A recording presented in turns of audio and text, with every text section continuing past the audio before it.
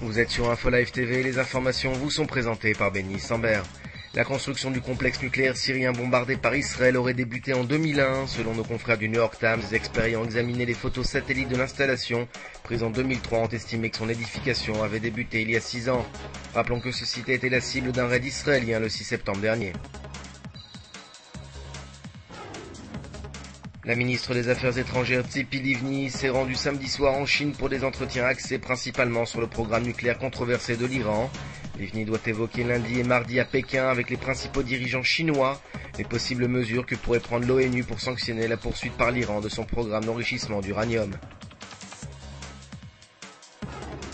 Et puis à quelques semaines de la tenue de la conférence pour la paix au Proche-Orient à Annapolis, la secrétaire d'État américaine Condoleezza Rice devrait lancer les invitations officielles à son retour d'une nouvelle visite dans la région dans le cadre de laquelle elle rencontrera à tour de rôle israéliens et palestiniens dans le but de peaufiner les préparations pour le sommet qui se tiendra fin novembre. Tsahal va entamer dimanche de vastes manœuvres en Galilée. L'exercice, qui durera 4 jours, était initialement programmé sur le plateau du Golan, mais le chef d'état-major, Gabi Ashkenazi, a préféré le déplacer afin de ne pas aviver de tensions superflues avec le voisin syrien. Et puis le ministre de la Défense s'est rendu sur l'île américaine d'Hawaï cette fin de semaine. Ehud Barak y a rencontré notamment son homologue des Émirats Arabes Unis, et tous deux ont assisté à des essais de missiles balistiques qui pourraient intercepter des tirs nucléaires iraniens ou nord-coréens, a-t-on précisé aux États-Unis. Enfin, Chelsea a battu à plat de couture 6-0 samedi l'équipe de Manchester City, une belle performance pour son coach, l'Israélien Abraham Grant, à qui le club londonien a offert un contrat de 3 ans pour la modique somme de 3 à 4 millions de livres sterling par an.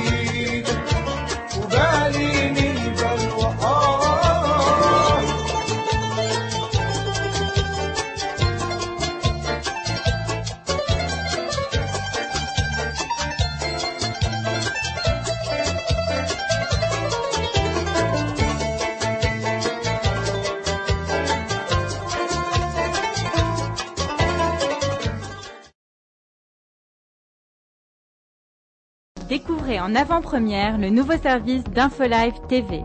Recevez gratuitement chaque jour, en vidéo, les informations d'Israël et du Proche-Orient sur votre mobile.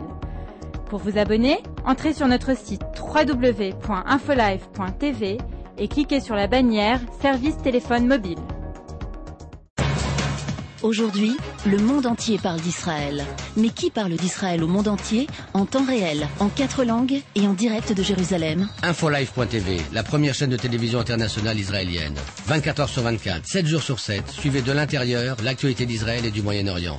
Des reportages, des interviews, un grand journal et des flash infos en images dès que l'actualité l'exige.